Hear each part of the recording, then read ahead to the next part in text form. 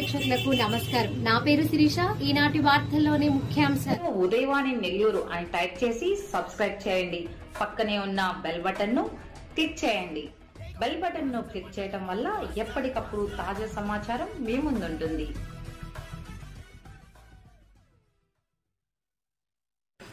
Nellore press క్లబ్లో జరిగిన విలేకరుల సమావేశంలో పెద్దిశెట్టి వెంకట కిరణ్ కుమార్ మాట్లాడుతూ, రాపూరు సమీపంలోని పంబిలి గ్రామంలో 33 ఎకరాల పొలాన్ని కొనుగోలు చేశామని, అందులోని జామాయిల్ చెట్లను పేరం శ్రీనివాసుల రెడ్డి అనే వ్యక్తి గతంలో అక్రమంగా అమ్మివేస్తుండగా పోలీసుల సహకారంతో అతనిని నిరోధించగలిగామని, మరలా మార్చి 20న దౌర్జన్యంగా 12 లక్షల రూపాయలకు పైగా విలువ చేసే జామాయిల్ చెట్లను నరికివేసి అమ్ముకుంటున్నాడని, ఈ విషయమై జిల్లా ఎస్పీకి సంప్రదించామని, దయచేసి తమ పొలంలో స్వేచ్ఛగా వ్యవసాయం చేసుకునేటట్లు తమ పొలంలోని జామాయిల్ని అమ్ముకోవడానికి అడ్డుపడుతూ బెదిరిస్తున్న పేరం శ్రీనివాసులు రెడ్డి అతని అనుచరుల నుండి కాపాడవలసిందిగా పెద్దిశెట్టి వెంకట కిరణ్ కుమార్ దానికిగాను మనం 16.5 ఎకరాకు సంబంధించిన మొత్తం డబ్బులు మార్కెట్ రేట్ ప్రకారం కట్టేయడం జరిగింది.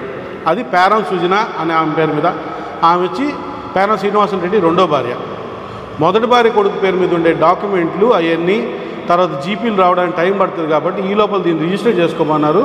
రిజిస్టర్ అయిపోయింది. దానికి సంబంధించిన గవర్నమెంట్ వాళ్ళు నాకు ఇచ్చిన రిజిస్ట్రేషన్ డాక్యుమెంటు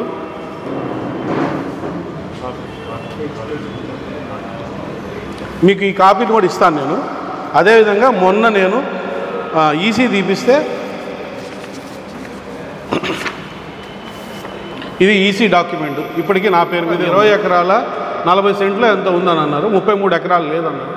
ఆయనకి నాకు అక్కడ వాగ్వివాదం జరిగిన తర్వాత గవర్నమెంట్ వాళ్ళ ద్వారా చెప్పిస్తా అని చెప్పి తీసుకెళ్ళి చెప్పిస్తే ఆయన అప్పుడు సరే నాకు తప్పైపోయింది, నా కొడుకు పేరు మీద ఉన్న డబ్బులు ఏదైతే నువ్వు అడ్వాన్స్ ఇచ్చావో 17 లక్షలు నేను అది వెనక్కి ఇచ్చేసేస్తాను, మిగతాది మళ్ళీ చూసుకుంటాము అని చెప్పారు.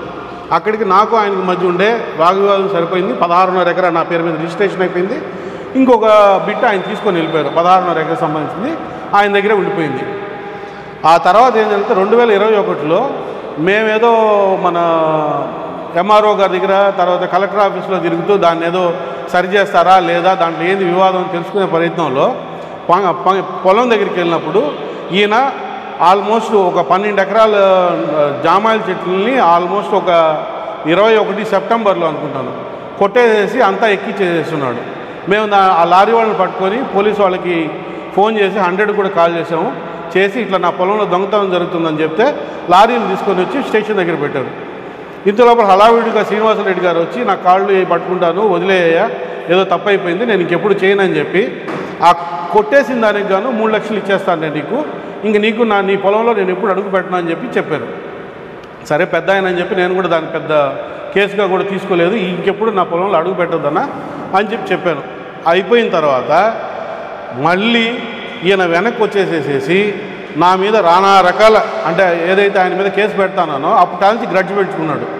తప్పుడు కేసులు ఒకదాని తర్వాత ఒకటి. నేను ఇండియా వచ్చిన ప్రతిసారి పోలీస్ స్టేషన్ నుంచి నాకు ఫోన్ రావడం, నేను పోలీస్ స్టేషన్ పోవడం, మొత్తం డాక్యుమెంట్స్ అక్కడ సబ్మిట్ చేయడం, వాళ్ళు దాన్ని చూసి లైట్ తీసుకోవడం, ఇది తప్పుడు కేసు అని చెప్పి మళ్ళా కోర్టుకు వెళ్ళాడు.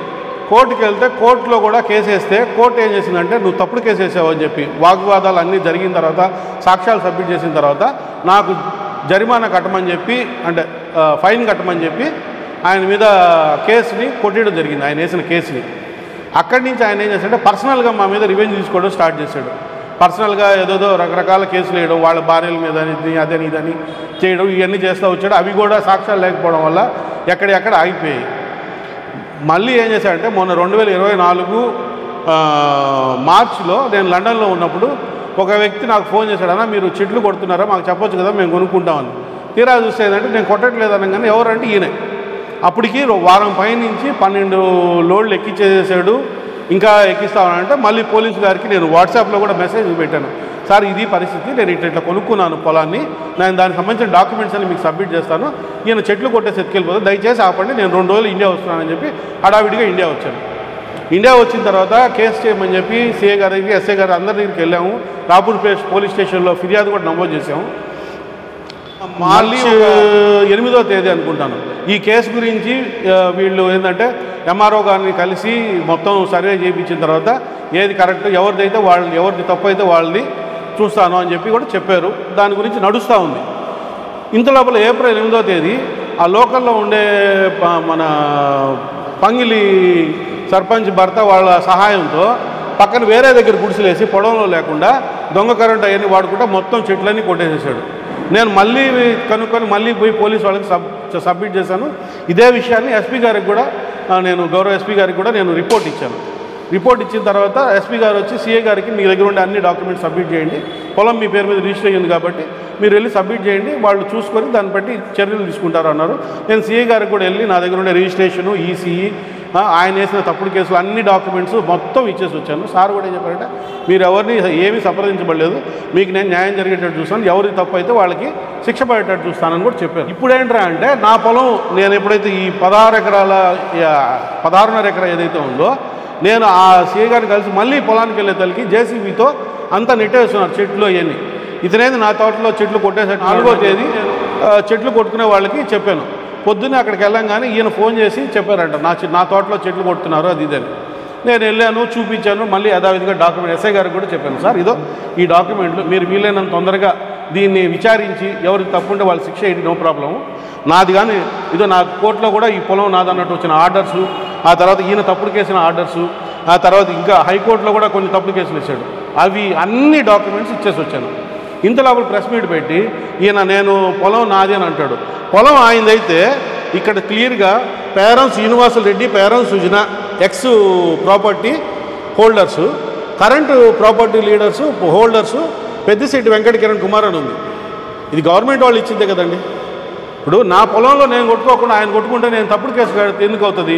ఇప్పుడు ఏ న్యాయ వ్యవస్థ అయినా ఏదైనా కానీ తప్పు ఎవరిది ఉంటుందో వాళ్ళ మీద శిక్ష వేస్తుంది. శిక్షించినప్పుడు నువ్వేం చేయాలి? తప్పు ఒప్పుకున్నవాడివి మళ్ళీ చేయకూడదు. మళ్ళీ అదే చేస్తా ఏమన్నా అంటాడంటే మా మామని పిలిపించి మీ పొలంలో చెట్లే కాదు మీ పొలం కూడా నేను నయా పైసా ఇవ్వకుండా నేను వెనక్కి తీసుకుంటానని ఆయన బెదిరిస్తాడంట. మా ఇంటి దగ్గర సీసీ కెమెరా ఉంటే 2 రోజులకు 3 రోజులకు ఒకసారి వచ్చి ఫోటోలు తీస్తాడు ఆయన. తర్వాత ఏదో వాళ్ళ భార్యల మీద సాకు చూపించి తప్పుడు కేసులు పెడతాడు. ఆయన ఇప్పుడు దాకా నేను ఆయన గురించి అసలు ఏం పట్టించుకోలేదు. ఎందుకనంటే నా పొలం నా పేరు మీద ఉంది, నేను డబ్బులు ఇచ్చాను, నా డబ్బులు ఇచ్చినాటికి నా డబ్బులు ఇచ్చి కొనుక్కున్నాను కాబట్టి ఆ పొలం నాది కాబట్టి నేను ఎక్కడ అతను ఏ కోర్టులోనూ ఏ స్టేషన్లోనూ తప్పుడు కేసులు పెట్టినా ఉన్న డాక్యుమెంట్స్ మొత్తం సబ్మిట్ చేస్తున్నాను. దానివల్ల ఏమవుతుంది? కోర్టు కొట్టేస్తుంది, లేదంటే పోలీసు వారు కూడా ఇది తప్పుడు కేసు అని నిర్ణయాన్ని తీసుకుంటారు. అది వదిలేసేసి వాళ్ళు డబ్బులు తీసుకుని వీళ్ళు డబ్బులు తీసుకున్నారని తప్పుడు మాటలు చెప్తూ అందరు వ్యవస్థల్ని తప్పుదారి పట్టించేది ఆయన. నేను మీకు ఇచ్చిన దీంట్లో కూడా ఆయన మీద సుమారు ఇప్పటికి 20 కేసులు ఉన్నాయి. చీటింగ్ కేసులు, డిఫాల్టర్ కేసులు ఇప్పటికి 20 ఉన్నాయి. ఇక్కడ మేమందరం ఉన్నాం కదా. ఏమన్నా అంటే సుపారీ ఇచ్చానంటారు. నేను సాఫ్ట్వేర్ ఉద్యోగం చేసుకుంటే లండన్లో ఉండేవాడిని. నేను ఏ విధంగా ఇట్లాంటి పనులు చేస్తాను? నాకు ఒక సొసైటీలో నాకు చదువుకున్నాడు, నాకు ఆ మాత్రం జ్ఞానం తెలీదా? అట్లాంటి తప్పుడు మాటలు చెప్పుకుంటా అయ్యా పొలం జోలికి నువ్వు రావద్దయా, నా పొలం నాది, నీ పొలం నీది, గవర్నమెంట్ వాళ్ళు మెజర్మెంట్ చేసి ఎవరిది ఏదనేది హద్దులు వేసిస్తారు అన్నారు. నువ్వు ఇంత లోపల నేను ఏమన్నా అంటే నేను మనుషులు తీసుకెళ్ళాను అని అంటాడు. పోయినసారి 2021లో పొలం కొట్టినప్పుడు ఆయన అంగీకరించిన తర్వాతనే సిఐ గారు అది పనిగా చెప్పారు, అయ్యా ఇది సివిల్ మ్యాటర్ మేము చేయము అని. ఈయనే రిక్వెస్ట్ చేస్తున్నాడు, సార్ నా పొలం కొడుతున్నారంటే మళ్ళీ పిలిపించారు నన్ను. ఫస్ట్ ఈయన కొట్టేసిన తర్వాత ఈయన మీద ఫైన్ వేసిన తర్వాత ఈయన కొట్టొద్దు అన్న తర్వాత ఆయన స్వహస్తాలతో ఏం చెప్పాడు, నేను ఈ పొలంలోకి అడుగు పెట్టనని పెద్ద మనుషుల సమక్షంలో రాసిచ్చాడు. రిజిస్టర్ ఆఫీస్కి వచ్చావు, పొలం రిజిస్టర్ చేసావు, పొలానికి సంబంధించిన మొత్తం ఈ డిస్కషన్స్ అంతా పొదలకూరు రైస్ మిల్లు ఆయనకి ఇదివరకు ఉండేది, అది ఇప్పుడు గవర్నమెంట్ జప్తు చేసుకుంది. అక్కడ జరిగింది ఆయన ఇల్లు ఎక్కడో కూడా తెలీదు. నా ఇంటి దగ్గర 2 రోజులకు ఒకసారి ఎందుకు వస్తున్నావు నువ్వు? మా అమ్మగారు ఆరోగ్యం బాగాలేక వాకింగ్ చేస్తామంటే ఆమె సై ఏళ్ళు చూపించి బెదిరించేసి వెళ్ళాడు. మేము యూకేలో ఉండి ఉద్యోగం చేసుకోవడం వల్ల ఇవన్నీ చెప్పడానికి కుదరలేదు. నేను అక్కడికి లోకల్ ఎస్పీ గారికి కంప్లైంట్ ఇచ్చినప్పుడు ఆ మేడం ఉన్నారు బాలాజీ నగర్ స్టేషన్లో మేడం, ఆమెకు వీడియోస్ సహా పంపించాను. మేడం సీసీ కెమెరాలో చూడండి ఇతను ఇట్లా బెదిరిస్తున్నాడు. ఆమె ట్రాన్స్ఫర్ అయిపోయారని చెప్పారు మేడం గారు. ఎందుకనంటే 2020 నుంచి 2024 దాకా డ్రాగ్ చేస్తూనే ఉన్నాడు. ఇప్పుడు ఆయన పొలం అన్నప్పుడు ఆయన్ని కొలతలు వేస్తాను, నువ్వు రాయా అన్నప్పుడు రావాలి కదా. నేను వెళ్ళాను, నా కాగితాలన్నీ తీసుకెళ్ళాను. నువ్వు నిజాయితీగా నీ పొలం నీదైనప్పుడు నీ కాగితాలు తీసుకొని రా, అక్కడ కొలతలు వేస్తారు, ఎవరిది ఏందని తెలిసిపోతుంది. తప్పు ఉంటే నాది తప్పు అయితే నాకు శిక్ష పడుతుంది, నీది తప్పు అయితే నీకు శిక్ష పడుతుంది. అంతేగాని నేను డబ్బులు ఒకటే వెంకటగిరి కోర్టులో 2023లో నేను పొలం అమ్మాను, నా పొలంకి సంబంధించిన కాగితాలకు సంబంధించిన డబ్బులు రాలేదనేసాడు. 2024లో వేరే బెంచ్, అదే వెంకటగిరి కోర్టులో వేరే బెంచ్లో నేను పొలం అమ్మలేదు, నా పక్కన ఉండే వెంకట కిరణ్ కుమార్ నా మీద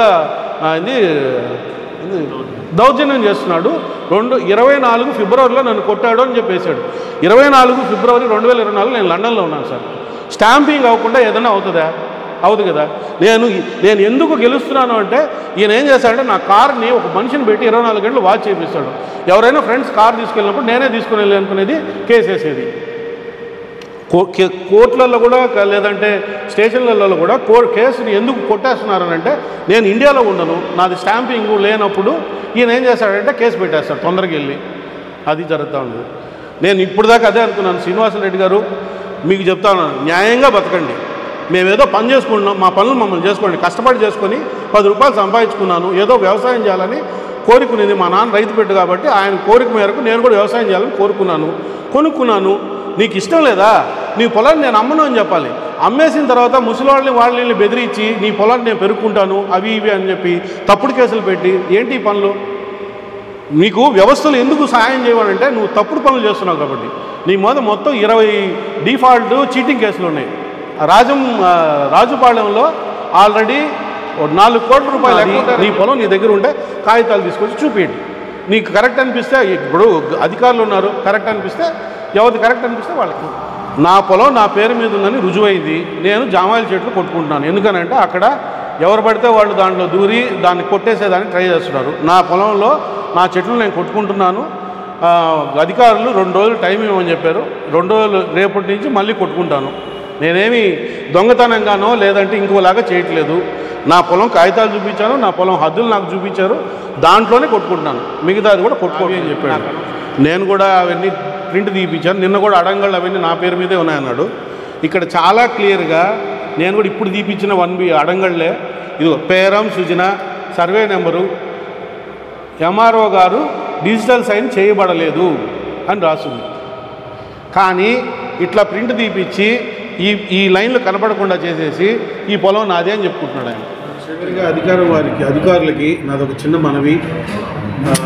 నేను వృత్తిరీత్యా విదేశాల్లో ఉండడం వల్ల ఈ శ్రీనివాసులు రెడ్డి ఆయనకు సంబంధించిన మనుషులు మా ఇంటి దగ్గరికి వచ్చి మా భార్య పిల్లల్ని మా మామగారిని వాళ్ళని బెదిరిస్తూ ఉంటున్నారు. కాబట్టి దయించి మా కుటుంబానికి ప్రాణహాని ఉన్నట్టు అనిపిస్తుంది కాబట్టి రక్షణ కల్పించాల్సిందిగా కోరుకుంటున్నాం. అదేవిధంగా నా పొలాన్ని నా అన్యాయకారణం కాకుండా కాపాడవలసిందిగా కోరుకుంటున్నాను.